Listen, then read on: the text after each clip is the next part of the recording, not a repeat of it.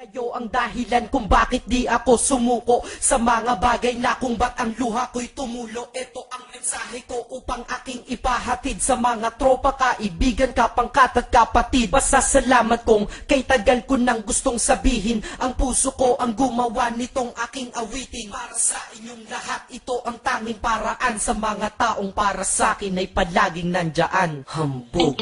Kayo ang dahilan kung bakit di ako sumuko sa mga bagay na kung ba't ang luha ko'y tumulo. Ito ang mensahe ko upang aking ipahatid sa mga tropa, kaibigan, kapangkat at kapatid. Pasasalamat kong kay tagal ko nang gustong sabihin. Ang puso ko ang gumawa nitong aking awitin. Para sa inyong lahat, ito ang tanging paraan sa mga taong para sa akin ay palaging nandyan. Upang ako'y mabigyan ng kalakasan ng loob at manatili na nakatayo at di patataob na kahit na anumang pagsubok na nagdadatingan. Di ako takot pagkat alam kong may malalapitan. Pag ako ay mayroong problema na dinadala, akala ko ako'y nag-iisa, ngunit hindi pala. Alam nyo ba kung bakit?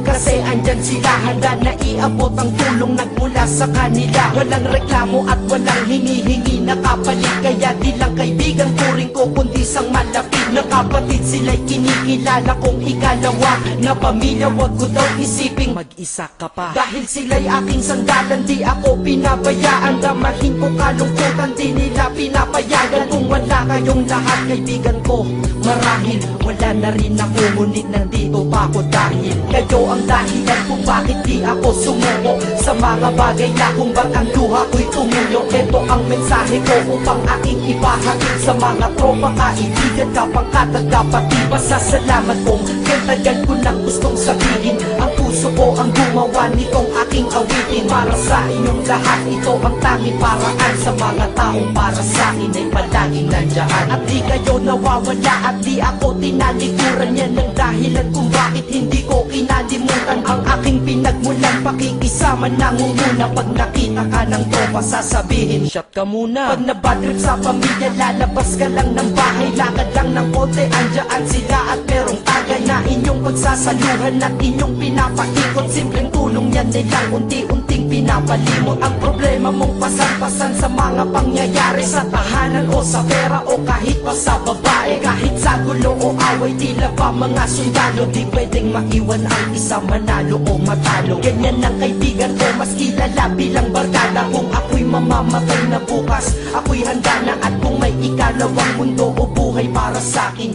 sana magiging tropa ko kayo pa rin. Kayo ang dahilan kung bakit di ako sumuko sa mga bagay na kung ba't ang luha ko'y tumulo. Ito ang mensahe ko upang aking ipahatid sa mga tropa, kaibigan, kapangkat at kapatid. Pasasalamat kong kay tagal ko nang gustong sabihin. Ang puso ko ang gumawa nitong aking awitin. Para sa inyong lahat, ito ang tanging paraan sa mga taong para sa akin ay palaging nandyan. Kaya ako'y kontento na dahil kayo'y naging parte ng buhay ko. Sa kabutihan nyo, paano ko gagante? Magtatawagan ng mga tropa, kita-kita lang sa kanto. Pagkatapos didiskarte ng pichelyosi at baso. Papaikot ang sombrero para mag-ambag ang tropa. Kahit 20 pwede na, basta lamang makatoma.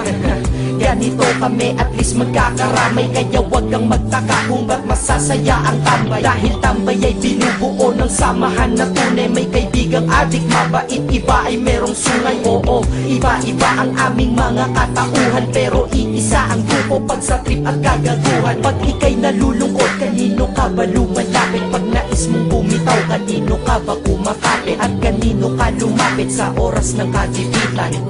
San pa ba? Diba sa kaibigan? Kayo ang dahilan kung bakit di ako sumuko sa mga bagay na kung ba't ang luha ko'y tumulo. Ito ang mensahe ko upang aking ipahatid sa mga tropa, kaibigan, kapangkat at kapatid. Pasasalamat kong kay tagal ko nang gustong sabihin. Ang puso ko ang gumawa nitong aking awitin. Para sa inyong lahat, ito ang tanging paraan sa mga taong para sa akin ay palaging nandyan. Salamat.